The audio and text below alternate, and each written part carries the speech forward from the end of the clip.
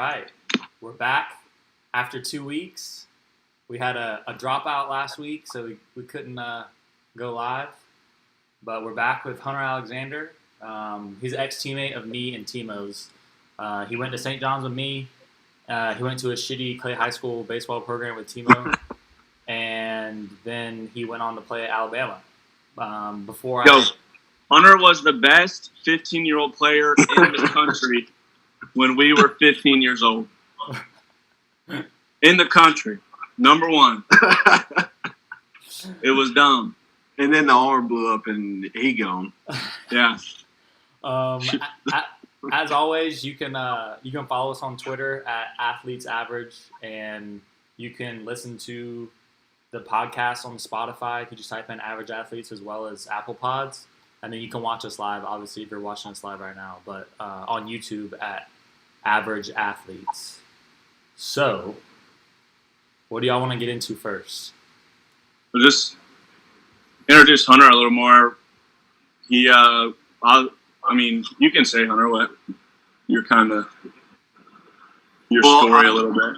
Yeah, so I played with Timo in high school. Well, basically, I've known Timo since about the second grade.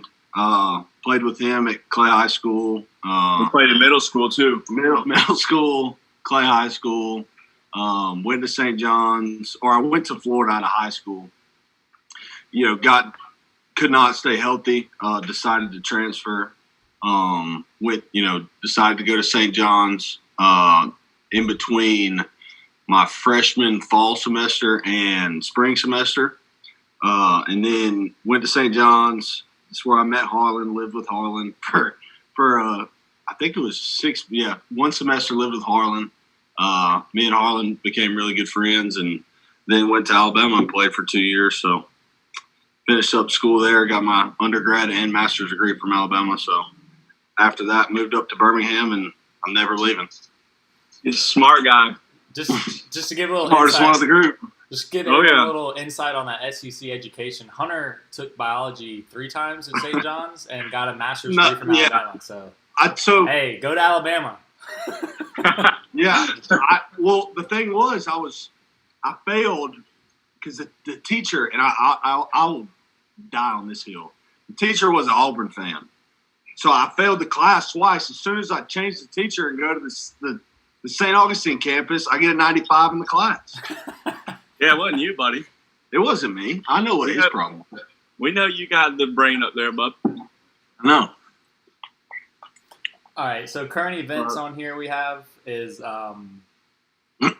LeBron. Our first one will go with LeBron James, which I don't watch a lot of NBA, but I did see this clip just because just the arrogance of the comments. He was asked about not winning the MVP, and he was pissed that he only received 16 out of 100 MVP votes when he's not even a top scorer on his team. So, I don't know. I know, Timo, you put this current event in there, but I did see that clip. Yeah, I put it in there. Just with everything going on, LeBron is kind of like a spokesperson for a particular group. As far as, he's a huge athlete, has a lot of following. And obviously, he's good at basketball, however, if you like him or not. But obviously, he lost MVP voting to Giannis. And he said that it was, stupid. He didn't understand why, blah, blah, blah. Which, I don't know. LeBron before has always been about just winning championships. And it's never been. Right. It's never been, I'm the MVP. I'm the best defensive player. I'm this, I'm that. It's been just I'm here to win championships. Well, so I don't know. What for me on that? It's what's more important to you, winning an individual award or winning an NBA championship? And for someone who is the spokesperson of the NBA and for a lot of that, for all sports really, it's a very selfish thing to say. Yeah.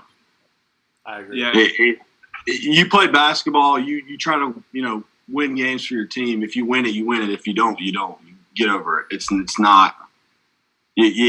we understand you're a freak at 35 and you do things that 35-year-olds should not do, but, you know, is it that important to you that you're going to whine and complain about it if you don't win? Yeah. I saw that they just won last night, so they're in the finals. Mm-hmm. Yeah. I don't know. Is it the Heat? Yeah. Oh, there's a game tonight. Yeah. But I hope the Heat win. That'd be pretty cool. He used to play for them. Yeah. They were the 5 seed going into it, I believe. They've been smacking fools. I like that old boy from Kentucky that shoots the threes. Our hero. Yeah, he's nasty. He is gross. They did an interview with him, I think maybe it was a couple of days ago. It was him and Jimmy Butler and some other guy. And they're like, "Can y'all swim?" And Tyler Hero was like, "I can't swim." And Jimmy Butler was like, "You can't swim?" He was like, "No." He's like, "You got some hood tendencies." He can play. So kind of we'll flip it to the total opposite direction of LeBron. It's kind of like LeBron says stuff for one side of America, and now this other guy says the Colby Covington UFC fire. Sorry, I got football on my mind. Calls out LeBron about basically speaking out on events happening in our country. Did y'all see that? Yeah. He's just this guy supports Trump. He wears like MAGA hats in all his public appearances. Trump called him the other day after he won his fight, but he basically just like called out LeBron for standing up for things that aren't necessarily positive. Because LeBron has been kind of outspoken for just talking about.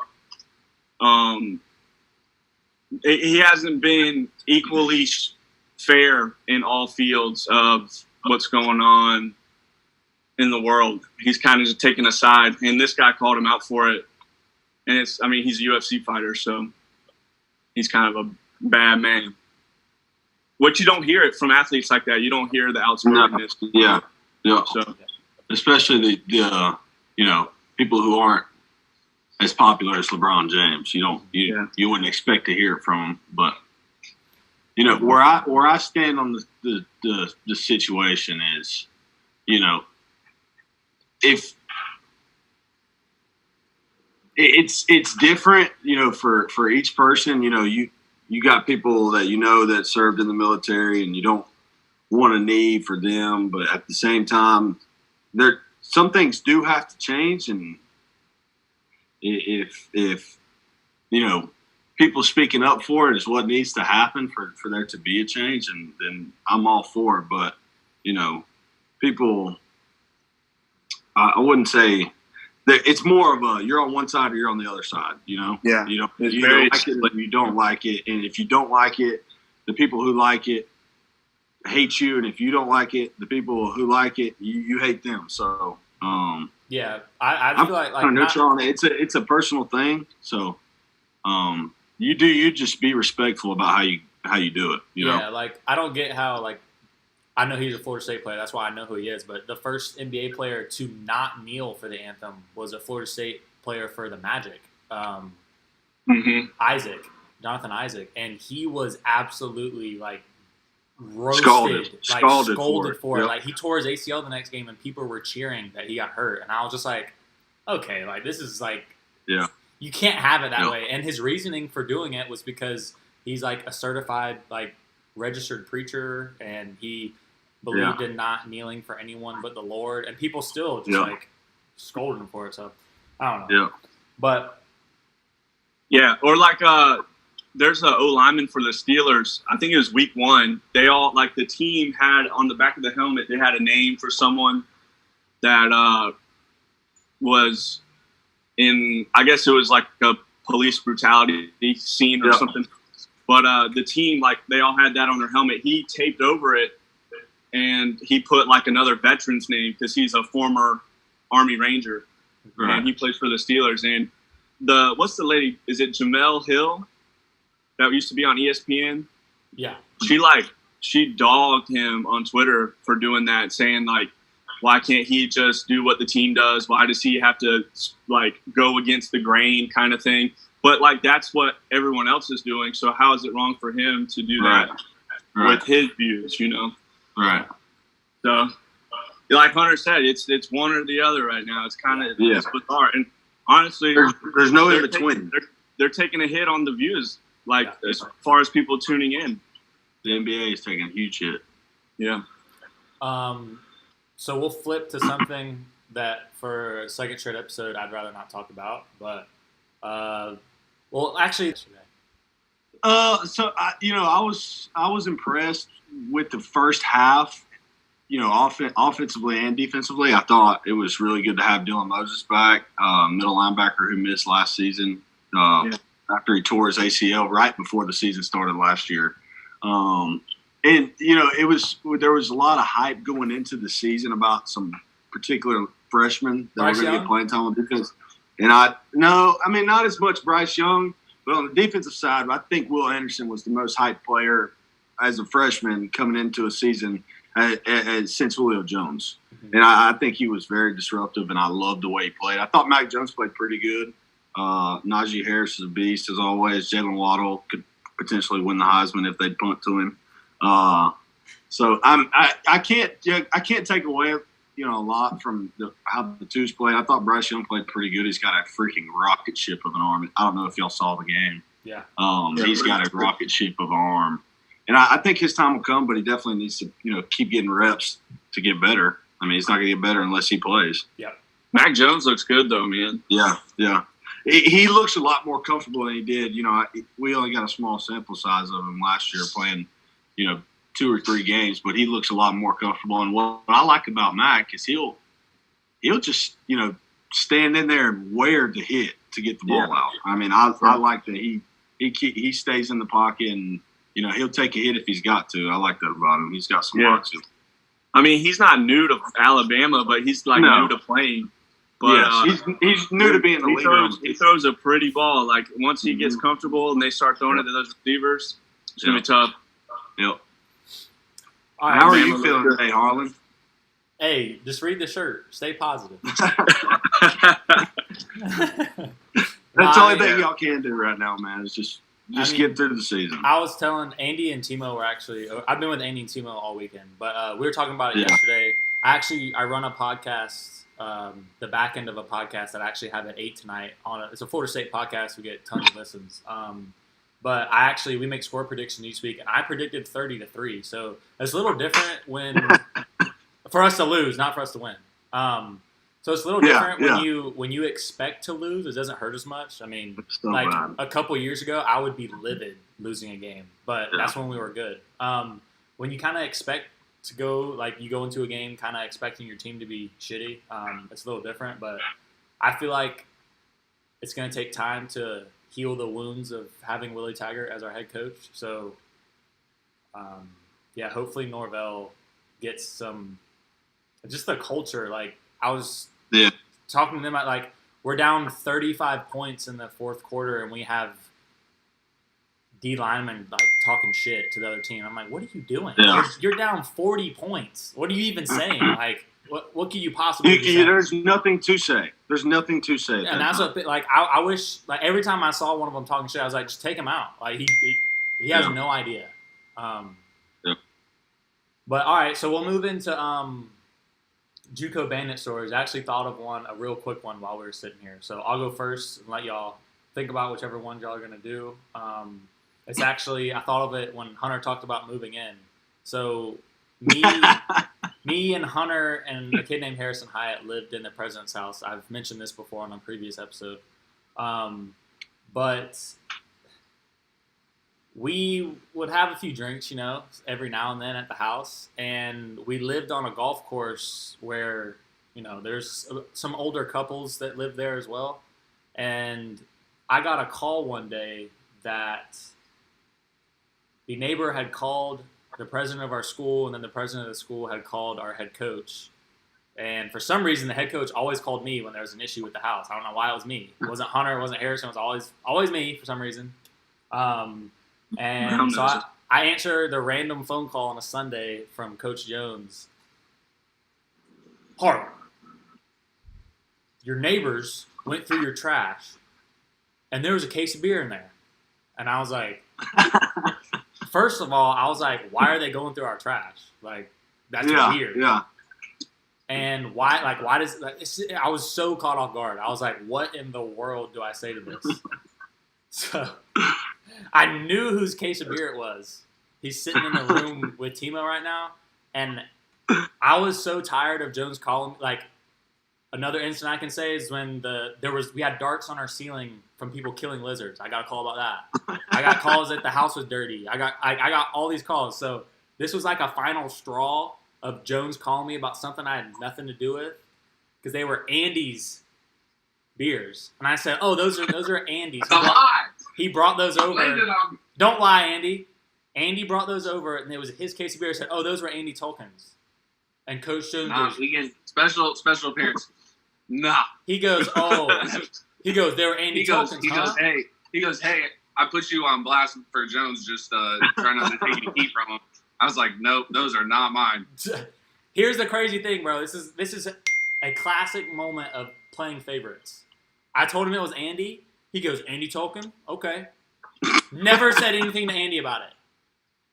Andy never heard about it. I was like, okay, so if they were mine, what was going to happen? Like, I'm glad I just threw it on Andy, even though they actually were his. They weren't, but I mean... Yes, they were. Whatever. They probably were. Andy has a drinking problem. All right, whoever wants to go next, y'all go ahead. Hey, Timo, are you going to tell a story about when we played y'all at Chipola? No. You're going to tell? No, I was going to tell the one about when I came and lived with you for like a week, and we didn't have no money. You got it. Go ahead. I'll let you go. So I went to school up in Georgia, and we got out a week earlier than y'all at St. John's. So I came down to Palatka and basically like just lived with y'all. And the first night I got there, who was all with me? There was a group of people, me and Hunter and some others. We went to Gainesville, and we went and partied and spent all our money. All the money we had. All the money, yeah. That we were struggling in the first place. We had no money, and we went and spent all the money we did have. Yeah. So it was like Sunday, and I'm there till Thursday, and we have, between the two of us, we have $15. So we went straight to Little Caesars and bought 3 pizzas for $5 each. And we were literally like being strategic about how many slices we could eat each day and like at each time. And we made it. And we were going through Hunter's truck for quarters so we can go buy Mountain Dew at the gas station, like the 89-cent can Mountain Dew. Dude, yeah, we were like looking all through his truck. Dude, we did that for like 3 or 4 days. It was so much fun. We had so much fun doing that. That was like one of the best weeks of my life. That was a good week. Just we watched Lone Survivor like 10 times. We woke up the next morning and just were like, "Hey, how much money did you spend?" I spent like an 85. How much you spend? 110. I'm like, we got no money. We have no money. Well, it was a lot of fun. That was fun. The Chipola story. I was going to say, just a quick side note, Timo, just a quick side note on what you were saying about having no money. This man, Hunter Alexander, this is just a quick one. So, we had 5 a.m. workouts. Hunter would barely do anything, okay? Like, he'd show up and get on the leg press and do calf raises for 30 minutes.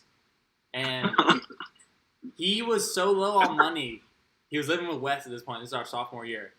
That Wes bet him that he couldn't do, I think it was 40 reps of 220. No. That was Kozlowski bet me. He bet me $40 in a roll of dip. Yes. And I could not squat 225 30 times. And, dude, this man hops on it. He goes, bet. Hops on it, does them. I was like, bro, what in the world? This man called me the next morning and said, I can't get out of bed. There's another time where my city shaker bought a buy McDonald's and ice cream cone. And he said, what about the time Wes said he'd buy you McDonald's and an ice cream cone if you shaved your head? Oh, I shaved it immediately with a shaving cream and a razor. You said no. At first you said no, and then you said throw in an ice cream cone and Wes was like, all right. That was funny. That was funny. All right, Hunter, go ahead with yours. Even though we just So, told like 3 about you. Do what? I said, even though we just told like 3 all about you. So I'll tell. I got a story that I want to tell about my roommate in Alabama. His name is Kyle Coffin. He played catcher, and he came from Paris Junior College the same year that I transferred to Alabama. So we were bad. My junior year, we went like 5-25 in the league. It was terrible. It was the worst season ever. The coach was an absolute dick, a joke. I mean, it was bad. So we're going into our last series. We're going to play at Vanderbilt, and they got Kyle Wright, throwing Friday night.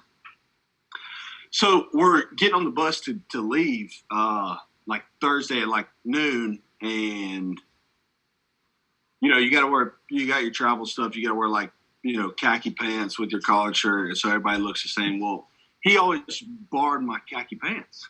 So we're about to leave. Me and him are about to leave to head to the field to catch the bus, and this man's got shorts on. And I'm like, hey, you don't think the coach is going to get mad that you're wearing shorts? I mean, he literally cares about everything else. He's like, no, it's the last series. We'll be good. So I'm like, okay. So he gets on the bus. He's like one of the first people to get on the bus. He gets on the bus, goes to the back, avoids the coach at all, any chance he could.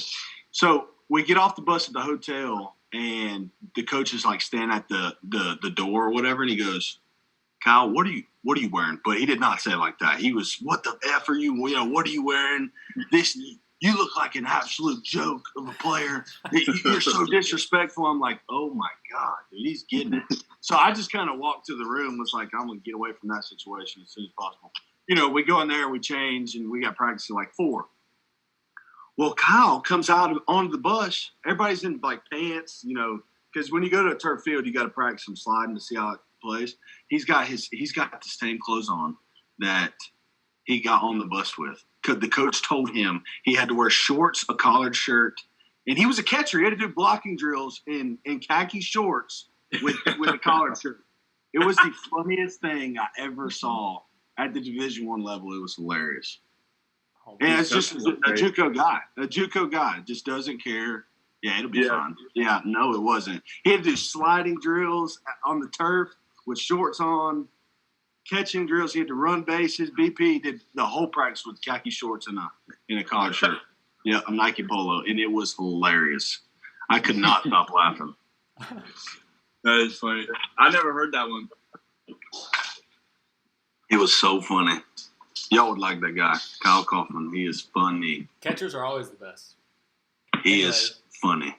So before we do Explain That Image, me and Hunter wanted to tell y'all a quick crazy story about Hunter taking me hunting. Oh, yeah. And just before we get into it, I just want to let you know this man, Hunter, was hyping up this trip for weeks. Telling me all about his uncle who's gonna throw beers down our throat. And let me tell you, we got to his uncle's house. The man shook my hand, basically pulled a natty out of his back pocket and said, "Here you go, Alabama's playing." I was like, good God. But Hunter, you can tell you're usually better at the story than me. So it was opening weekend of hunting season, and I got Harlan. I'm like, Harlan, we're going deer hunting. It's gonna be so much fun. We're gonna drink, all that good stuff. Well, we get in the stand. Opening morning, it was cold, and deer were going. There was deer everywhere, and we got to a scenario to where the first morning I was letting Harlan shoot. I was letting Harlan shoot the whole time, and I was like, hey, if the deer comes out and he's a good buck, you're shooting. I'm not shooting. So the first morning we see like 10 or 12 deer, and we this 9-point comes out, and I'm a little iffy. I'm like, all right, Harlan, shoot him. And Harlan would click the same time. I'm like, don't shoot him. Dude. And then I'm like, all right, you know what? It's a good deer. Shoot him. So we did that like 4 or 5 times. We ended up not killing this deer. So I'm like, all right, well, let's go to my Uncle Brant's place, and we'll watch the football game there. And if we got time, we'll go sit in the stand this afternoon. Well, we drank some beers over there. All right. And we're like, oh God, there's like an hour till it gets dark. And I'm like, Harlan, you want to get in the stand? He's like, yes. So we're walking through this peanut field, and they had just picked these peanuts. And they had just turned them out of the soil. And we're stomping across this peanut field. Harlan's carrying a 30-pack of natural lights. I got the rifle. And all of a sudden, Harlan just stops and starts peeing in the middle of the field. And I'm like, what are you doing? And he's going, oh, man, I feel bad for whoever's got to eat these peanuts. So we get in the stand, and we got football games pulled up on the phone. We're laughing, just messing around the whole time we're in there. And these deer come out, and I'm like, God, that is so far. And I say, oh, and I think one of them's a buck. And I put the gun on him. I'm like, all right, it's a shooter. And I'm like, you take the shot. He's like, I can't make that shot. I was like, here's the plan. We're getting out of the deer stand. We're going to go walk to this island in the middle of the field, and we're going to shoot him from there. So we get to walking, and Harlan's like 50 yards out in front of the stand. And I'm like, and he's like, I can't see him because there was a hill. It's almost dark in the field. And it's almost dark. And it was almost dark. It was almost dark. So he's like, he starts, walking back to the stand. These deer are 406 yards. So I'm like, Harlan, just stay down there. I'm going to wing one. He's like, go for it, buddy. I had zero confidence. I was like, ain't no way he hits that deer. So I just swing one down there, 400 yards. I had I did not think I was going to hit the deer. So we get down there, and we can't find no blood, nothing like that. And I'm like, I didn't hit that deer. And one of the guys that was at my uncle's place had a dog, and they went and got this dog.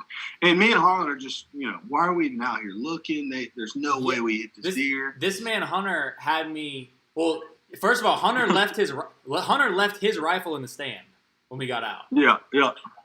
Hunter had me with my iPhone out, looking through these peanut fields for blood. And I've told him 15 times, you did not hit it. He fired the shot, and you heard crackling all go through the woods. I'm like, you missed him. And he's like, no, I hit him. I know I hit him. Yeah. But then they bring the dog down there, and we're tracking through the woods hard. It's like, it's just some bullshit, all that. And we get like 100 yards in the woods, and the dog starts doing circles. And I'm like, all right, this deer's got to be in here close. And I look down like 4 feet from where I'm standing. This deer does one of these. He's laying down, and he goes, he looks at me. I got no gun. So I'm like, oh, God. I froze. God. Harlan, the deer's right here. He's like, yeah, there ain't no deer right there. And I said, Harlan, if you don't give me the gun right now. And he like shovel tosses me the rifle from like 10 yards. And I ended up killing him. It was good. It was a good deer. It was a good 8-point. Yeah.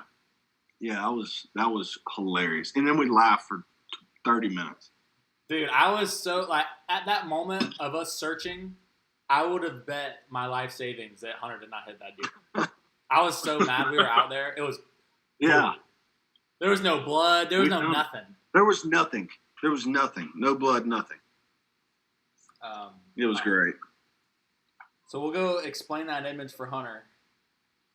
And this is a throwback to Hunter playing third. I'm catching. Guy squares around a bunt. I call it. Hunter says I didn't call it, but I did. Everyone knows I called it. This man dives straight into my knee with my shin guards on. I'll make. Oh yeah, it hurt. It hurt. You can see him wiping his tears a little bit, but yeah. The crazy part about it is this man Hunter was pissed at me. Pissed. He gets up. He goes, Harlan, if I get another concussion, I can never play again. And I was like, I called him. I have 6 concussions at this point. I'm like, God, I'm here because of concussion, Harlan. Call the ball. Hey, but I called it. That's all that matters. Did Andy slam his towel and kick the mound? He bounced the ball off the rubber right before that. Okay. So the would you? Yeah, that hurt. Unless I don't think we had any other explain that image, did we? I don't think so. No. So we got a few would you rather's here, and then I see we've got Charles Strait in the comments again. He gave us one last time. That's Clay. I know. His YouTube name is Charles Strait. What? I don't know why, but it is. But that's Clay. Clay watches us. Rod Fargo. Yeah, boy. So would you rather? Shout out Clay. Do what? I said, shout out Clay. He's a home. Would you rather your phone bill go up 10 times its price or use an Android for free? Free 99 Android. Bring it my way. Bring it my way. Dude, you would have to quit dipping, man, if your bill went up 10 times. Nah, but I'm not free. Are y'all gonna pay 10 times more for an iPhone? No, I probably wouldn't even have a phone. I would. It's not. That's not even a conversation. I'm not that in love with the iPhone that I couldn't. I'd go back to writing letters to people. I'd use a Nextel if it was free. The beep. Yeah. It'd be tough for me, but I definitely have to do the Android. I can't afford no $1,000 bill a month. No. Give up the internet or give up your car? The internet. Easy. So no Bama games. Well, you don't need the internet to watch Bama games. Yeah, you could do like cable or something. Yeah. Is that internet? It's a form. If you got direct TV, you don't need the internet. That's right. Yeah. Yeah. I don't want to ride a bike everywhere. I'd be so skinny. Yeah. And if anything, I'll listen to Eli Gold on the radio. I might have to give up my car because I can't even work without internet. So that's a little bit different. Yeah, you're in trouble if you don't have internet. Start cutting grass. So then the last one is, would you rather have X-ray vision or invisibility? Invisibility. I'm taking invisibility. Invisibility. Yeah. I know Andy's cone ass picked X-ray vision, but I did this. Imagine the deer you could sneak up on when you're invisible. I mean, God. It'd be incredible. The deer. We'll go with that. It'd be incredible. It would be incredible. The does would look mighty fine. Yeah. And he said the does would be mighty fine. One day we're gonna have to tell the stories on here of the comments Andy made this weekend, but we'll save that for another time. I ain't on this. Maybe when he comes back. All right, before we end this, I know this was a short one. I actually have another podcast, so we're approaching 40 minutes here. But Hunter, who wins the national championship this year, college football?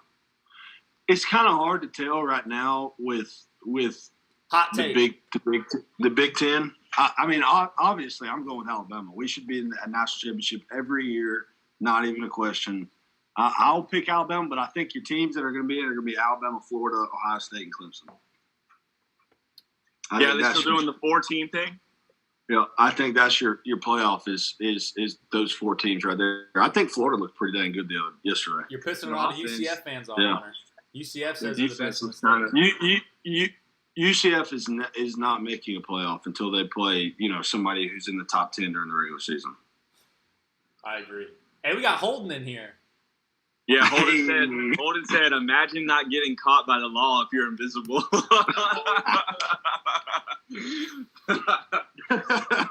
They would still see that light you shining, dog. Yeah, they still got the light. Hey, you still got White Lightning or no? No, I sold it. Probably a week before my birthday, I sold it and bought a hunting buggy. I bought a 2000 Jeep Wrangler. Hunter Green. It's bad. I was gonna get a Polaris, but I could get the Jeep for way less than a Polaris is. Those Polarises are so expensive now. I got the Jeep, and then I got a 2500 the company truck that my work gave me. Gotcha. Damn, that's nice. Y'all got any shout-outs? I know you already shouted Clay out, Timo. And Hunter, start thinking about a song to play us out to.